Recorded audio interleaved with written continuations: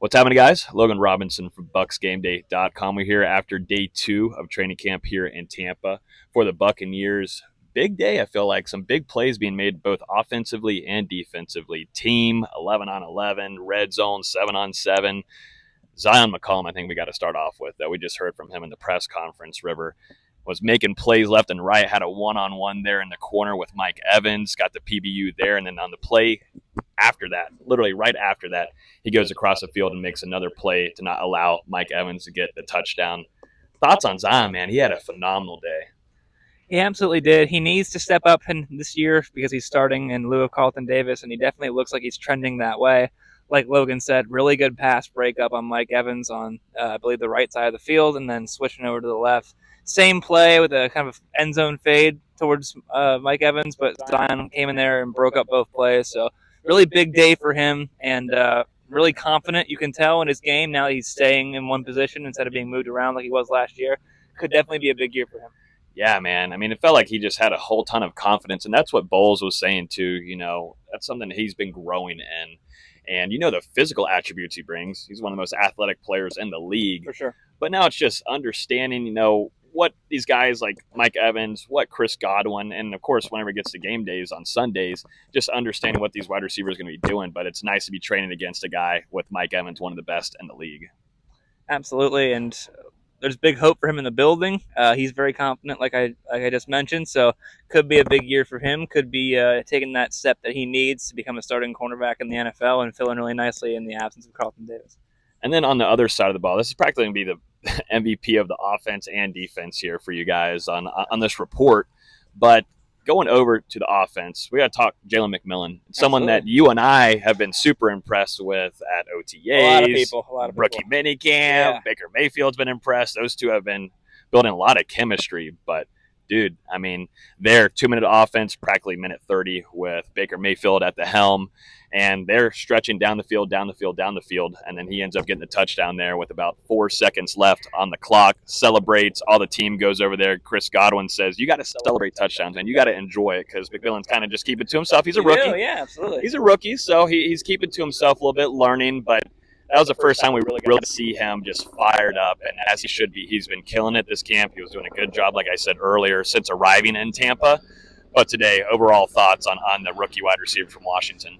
Yeah, he looks really good. He had that really impressive catch in the back corner of the end zone against Christian Izien, and Christian Izien was covering him pretty tight, and he just went up and got it. And he mentioned right after training camp, we just spoke to him, and he said that Christian Izien's a great football player. When you're playing great football players, you have to go out and get it. And, he said you can't let the ball fall into your lap. And that's the type of player that he seems to be. He makes the most of his opportunities, really smooth route runner, good hands. Mike Evans called him a very polished rookie.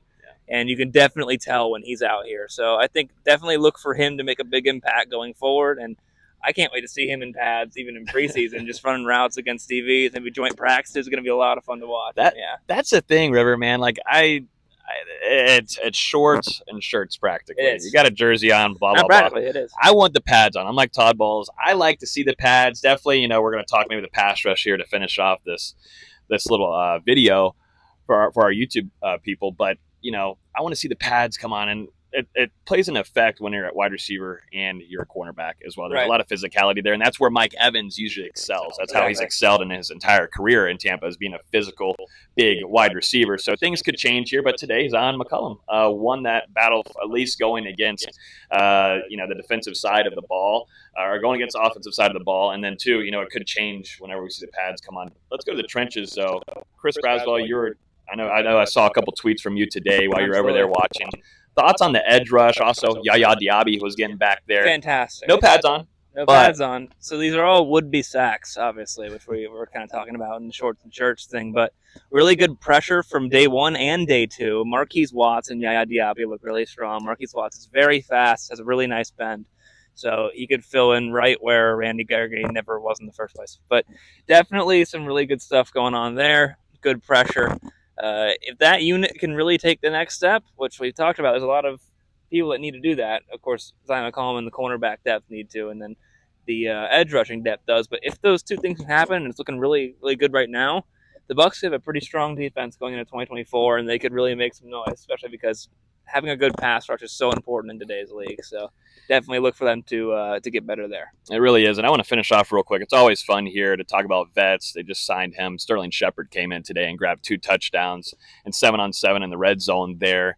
Talk with Todd Bowles. I asked him, where do you see Sterling Shepard, contributing in this offense? Because you're starting to see like a Jalen McMillan. You see guys making strides. You know what you have kind of with Trey Palmer, but still going into his second year. How can Sterling Shepard come in and contribute? And he said simply, still got to understand it and get the knowledge of the offense. And that's kind of where, we're seeing the growth there from Sterling Shepard so quickly. And you kind of expect that from a veteran to come in and get that down pretty quickly and smoothly.